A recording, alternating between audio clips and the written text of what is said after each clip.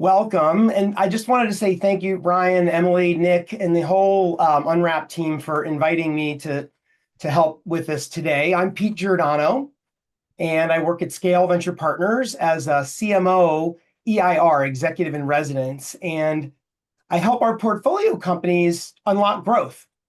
My career spans roles from the early days of the internet at companies like NetGravity and DoubleClick, a decade at VMware, and most recently Google Cloud, where I led all of the go-to-market strategy for Google's Workspace product.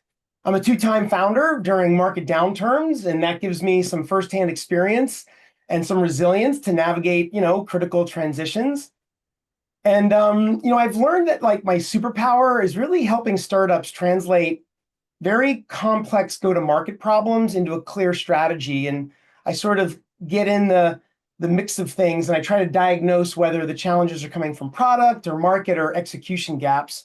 And lately, I've been focused on helping companies translate their AI innovation into business value. And so I'm super excited to be here. And so Ryan, I'll turn it over to you and then do a quick intro and we'll get started with the webinar. Sounds great. Thanks, Pete. Nice to see everyone here who's in attendance. I'm Ryan. I am one of the co-founders and CEO of Unwrap AI. Before this, I was at Amazon on the Alexa team trying to make Alexa smarter. So got to see really the evolution of natural language processing with ChatGPT and everything that's come from that over the last 5 or 6 years. And before that, I was an early employee at a startup called Graphic. I've been in Santa Barbara here for the last 12 years, and really excited to chat with Pete today at Scale. At Unwrap, we are a customer intelligence platform, and we are helping companies better understand their customers by analyzing customer feedback. We're a Series A company based here in Santa Barbara. Oh, I love it. Ryan, I want to dip a little bit into that origin story. Let's get a little bit deeper in there. Like before we get into all the other customer intelligence, I'm just curious. I always find it fascinating about that moment, right? The moment that you realize there was this fundamental gap in how companies understand their customers. So take us back to that moment at Amazon, right? You're working on Alexa. What was the specific issue, frustration that you felt that then planted the seed for Unwrap? Totally. So during my time at Amazon, I was a PM and a product leader. And one of my core responsibilities as a PM was to understand our customers. And so I needed to understand at Alexa if people thought our answers were too long or too short, or if we were missing an event that they wanted to ask about, or if our visualizations on their multimodal devices were valuable. And I felt like I really didn't do a good job of understanding our customers. And that wasn't because of a lack of effort or desire, but it was just really hard. And so if you think about why it was hard, Alexa has tens of millions of users. And so to get answers to questions around what they like and don't like about the experience, it's actually really hard to do that. You can't sit down with every one of them, and you can't read every Reddit post or every support ticket or every review. And so when it came time to build the roadmap and understand what our customers wanted, it was very anecdotal, based on intuition. And I just felt like that wasn't the best way to do that. And the most frustrating part was that our customers were telling us what they thought about the product all over the web. And so again, they would be very active in the subreddit for Alexa. They'd be leaving support tickets every day. They would be leaving reviews on the product and tweeting. And I just didn't have the ability to understand all of that. And so the kind of light bulb moment was, what if we took this technology that we knew really well at Alexa called natural language processing, which is understanding text at scale, and pointed it at this corpus of data, which was customer feedback. I felt like that would give me so much more insight into what our customers loved and didn't love about the product, and ultimately would allow us to build a better product, which was really our goal. So that was the idea. We then talked to a bunch of product leaders inside and outside Amazon to try to figure out okay, is this a Ryan problem and an Amazon problem, or is this a broader issue? And it pretty clearly resonated with other people. And so that gave us the kind of confidence to go out and leave Amazon to start this company. Oh, I love it. I know we've gotten a chance to know each other a little bit over the last several weeks. And one of the things that has come up, over and over again as you've maybe told that story in bits and pieces here and there is really about not just that insight of the moment, but also around how you really wanted it to create a result, a benefit for the customer, right? For you at Amazon and now with Unwrap, your customers. Mm-hmm. It's this idea of a results first philosophy. We hear this sometimes in marketing messaging and so forth, but from my perspective, I've seen this firsthand with you and Ashwin and the Unwrap team. And as I work with many portfolio companies at scale, I see so many AI solutions that, and not just inside scale, but also outside in the world. I work as an advisor at different accelerator companies and so forth. And sometimes, and I'm guilty of this too sometimes, is that we have technology in search of a problem, right? As an Yeah. engineer, right? And so I'm just wondering, like, tell me, how do you define the results first thinking?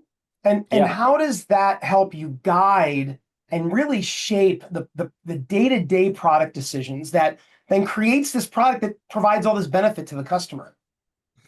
Yeah, it's a good question. And I think as product, as a product leader and a product manager, you are not you're not judged on what technology you use or how you implement something. It's really just, are you solving the problem? And so for Ashwin and I, this has been core to our entire kind of career so far. And at Unwrap, we are an AI first company, but we focus on solving specific problems for our customers, and we don't really care what the best way to solve it is. I think that's really important for a couple of reasons. One, your customers don't care. So if you're solving a problem for a customer, they don't care how it's solved. They don't care if there's 1,000 humans on the other end of the dashboard or if it's all AI. They just want it to work and solve their problem. That's the first thing. The second thing is this space is evolving so quickly. So if you get married to a particular approach and you say, oh, we need to solve it this way, that way may be obsolete in 6 months or a year. And so for us, it's always about solving the problem in the best way possible today and being really well versed in different ways to solve problems. And so for us, we use different natural language processing techniques throughout the platform, and we are really well versed in LLMs, fine-tuning larger models, building models ourselves, using smaller off-the-shelf models when applicable. And so for us, it's not about, and sometimes not using AI at all, and using different approaches to solve the right problem. And so again, it just gets back to what's the problem? How do we best solve it today?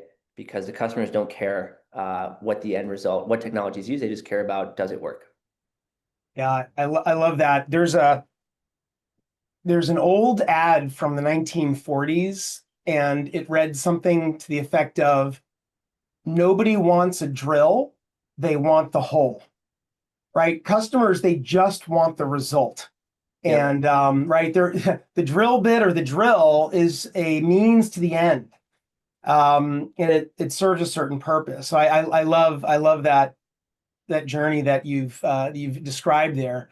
But I want to get a little bit of deeper. Like, let's talk about, like, what does that actually look like, right? Yeah. So when you start to apply that results first and you focus on solving the problem today the best way possible to give Mm-hmm. that result to the customer, what does that Mm-hmm. look like? What are companies today missing if they're relying on their traditional analytics or existing basic customer success tools, right? The Yeah. alternatives that you run into today. What are they missing, and why is finding it very valuable?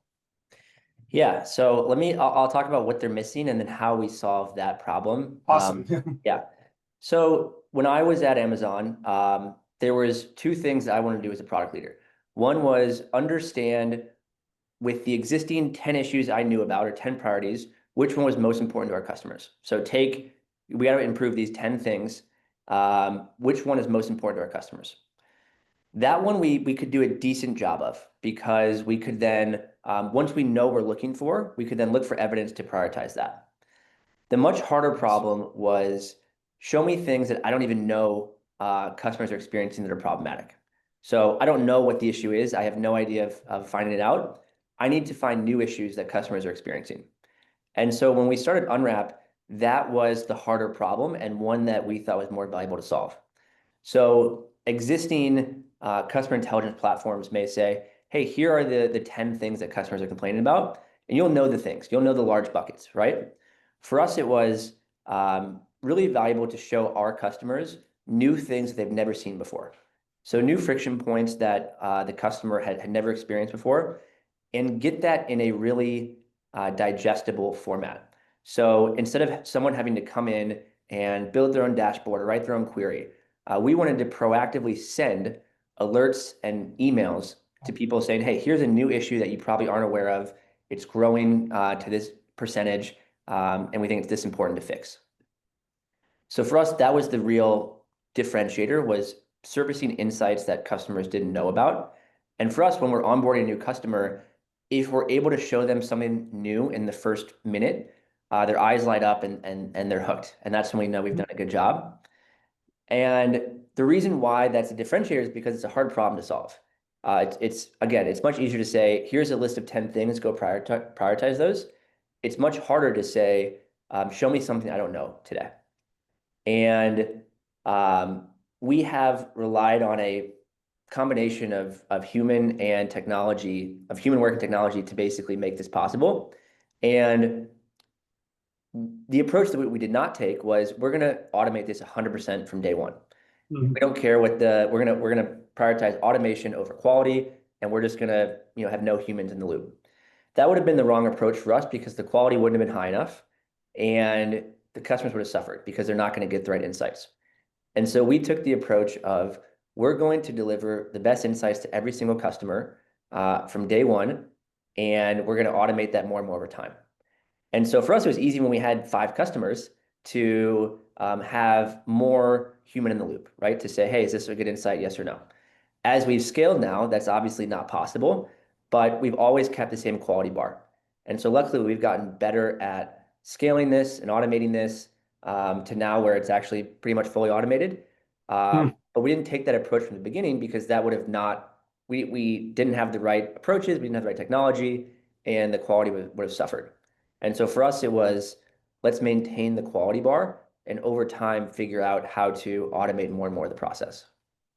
Wow, I love that. There's so many gems in there. One of them is, the idea of sometimes at the very beginning, resist the urge to automate and instead do the more laborious manual task so that you get, again, that right result. I love that point. And the other one, I maybe to put you on the spot a little bit, is, those moments when you show a customer something, an insight that is unexpected. Maybe could you just share, like, without revealing anything that's confidential? Yeah. Like, give me an insight that, you were able to reveal to a customer that just kind of was mind-blowing to them. Totally. One example is we were working with a wearable company covering one of their launches. And this was a big launch for them. And we were fortunate enough to sort of get onboarded with them right around this launch. And so they were leaning on us to really make sure the launch went smoothly and capture any friction points and hopefully fix them quickly. And for a hardware company, these launches are 2-3 years in the making. So these are really big deals for them. And we were able to, again, by analyzing all of their support tickets and comments on social media, identify a couple issues that were preventing upgrading to the new system. And obviously that's a lot of revenue on the table potentially if people aren't able to experience the new product as smoothly as they'd like to. And so right when they launched, they came to Unwrap and were able to identify sort of like a whack-a-mole of issues that kept popping up. They were able to fix quickly and ultimately make the launch go much smoother. And that type of coverage wouldn't have been possible without a platform like Unwrap, because again, you're not able to scalably understand the entire corpus of customer feedback. Interesting. Yeah, that again, that you're getting the entire corpus, and that's part of the difference maker. Really love that. Love that you underscored that. Just back to sort of, the alternatives, that the entire customer intelligence space is pretty crowded. It's a mature market. Yeah. And every single one is talking about the ability to provide those insights. Yep. But when you're a customer that's looking for a competitive differentiation, right? They want something that is going to help them stand out, be better, compete in the market, but also be highly valuable to the company. They're looking for that clear differentiation. So what is it about the approach that Unwrap is taking that's just fundamentally different from some of these other, let's just say they're a little bit more reactive, they're looking at more lagging indicators maybe? Maybe tell us a little bit about what's fundamentally different about Unwrap in that regard to help, our audience here, everybody understand kind of what's going on under the covers. Definitely. So I think one advantage we have is that me and my co-founder were both product managers, and we're primarily selling to product managers and customer experience leaders. And so we are building the product that we would have bought personally. And again, it gets back to the fact that the hardest problem for us was the unknown unknowns. So uncovering things that we didn't even know existed. And that problem is pretty hard to solve, because if you imagine you have tens of thousands of phone calls and you have hundreds of thousands of support tickets and tweets and Reddit posts, technology is much better at saying, okay, is this piece of feedback about login problems? And go find all the feedback about login problems. That is an easier problem than saying, show me 10 things I don't know about, right? And here's a list of things I do know. Go show me things I don't know. And not to get too into the weeds, but we have developed a proprietary algorithm to basically find new issues for customers. And the only reason that we're focused on this isn't, again, because we like the technology we're using and we're excited about what we're built. It's because this is what we wanted when we were at Amazon. And so for us, it's all about being proactive, servicing insights, whether they're new, whether they're growing or shrinking, automatically to our customers. Because again, our customers don't really want to have another dashboard to log into. They don't want to have to come build a dashboard or write a query themselves. They want to just get an email or a Slack that says, hey, Pete, this is what's broken over the last 2 days. Here's how you can fix it. Here's the impact of that. That's the most delightful experience. And that's what we're constantly building towards. And so it just gets back to being as proactive as possible and requiring as little work as possible from our customers. That's wonderful. I think also that kind of just brings us all the way back around. Throughout my career, founders I work with today, whether it's at scale or other accelerators out in the ecosystem, but also when I was at big companies, there is an always present tension. Customers are asking, right? There are these emergent, urgent things they want. And then there's the long-term things that are actually needed by the customer to deliver those results. And I'm wondering, like, how does a team of your size, right, and experience, how are you navigating that so that you can use that results first philosophy, but then navigate those decisions and then find the right balance to address what customers are asking you for? And maybe you could give us an example of one of those hard decisions. Totally. Yeah, love it. It's applicable obviously for our customers and for us as a company, because we face the same problems as our customers, where you're really trying to figure out, I have a set number of resources to build the product. How do I most effectively use those resources? And do I spend it on fixing bugs and all these little points of friction in the product, or do I launch brand new pillars of the product that are going to be entirely new experiences that maybe our customers aren't asking us for today?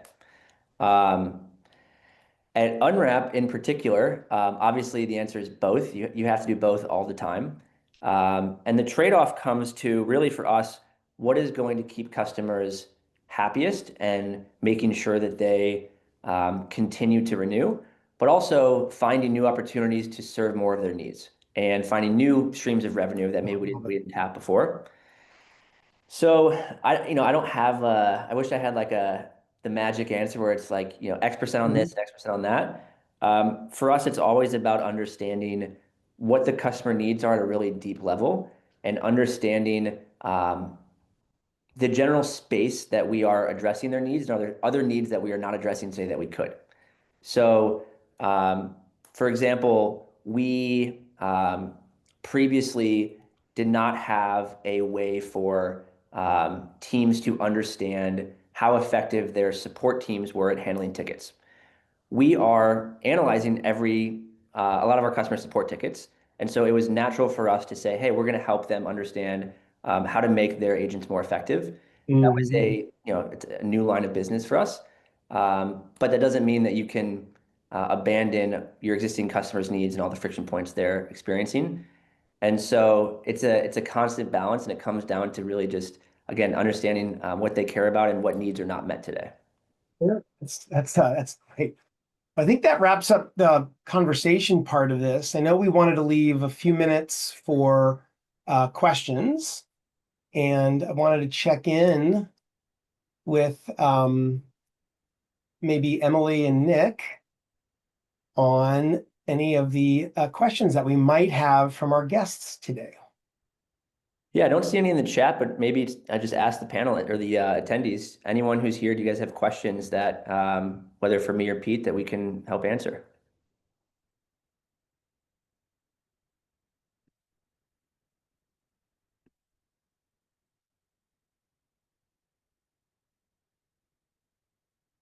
And if we don't have any questions from there, maybe I don't know if we had other Q&A that we could just run through, Pete. I think you're on mute.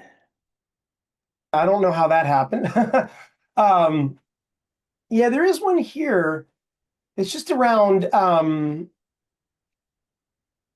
seeing. So yeah, we see quite a few. There's a question around, there's a flood of AI first products. And, I'm a member of what is known as the go-to-market platform team at Scale. So we see, obviously, we work with our portfolio, but we also are kind of on the forefront. We invite AI first companies that are focused on go-to-market technology. We invite them in every week. We see at least 2 companies a week, sometimes more. And so I'm personally seeing dozens and dozens of AI first companies. And one of the questions is around, what are the signals that you think help identify ones that are actually solving frustrating business problems? Yeah. And what I would put there is that I think it's the companies that are able to show a direct connection. It goes back to what I kind of said at the early part of this segment, which is that the job that their product does. I'm a big fan of the jobs to be done framework. The job that their product does, it solves a problem that helps the customer create business value for their own company. And when the product company, when that SaaS or otherwise product company comes in and they understand how their product helps their customer create value, I see that as being a very, very strong signal for being able to lock in and get traction. Yep. So yeah, I don't know if you had an opinion on that or what you've seen on that. Yeah, I think in general, it's easier now than ever to build a shiny demo. And I think every space is getting more competitive, and you have because the barrier to entry to build a product is lower than ever. To me, I think what like separates really valuable applications of AI comes down to engagement and retention. So again, building a demo is easier than ever. If you're able to have net revenue retention or engagement that's really strong industry-wise, and people are renewing and they're year after year, not only like week after week or month after month, but year after year, are they continuing to pay more and renew? To me, that's really important because that is, you can't fake that, right? They're either going to like the product and want to pay more or not. And so, classic SaaS metrics and engagement metrics, I think, are still really good indicators of sticky products. Yeah, well said. I mean, you nailed it, right? You're talking about specific metrics, not only metrics, but key performance indicators that guide value creation at a company, right? Like when you're improving those, there's a direct connection. I love it, Ryan. Well said. This has been phenomenal. I think we have maybe one more minute. Yeah. Pardon me. I think we have, how much time do we have? Yeah, okay, great. Any other questions from the chat here? While we have maybe, one more opportunity.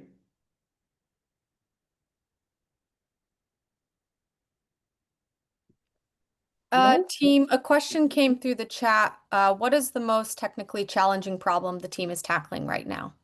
Oh, good. Wow. That's a good question.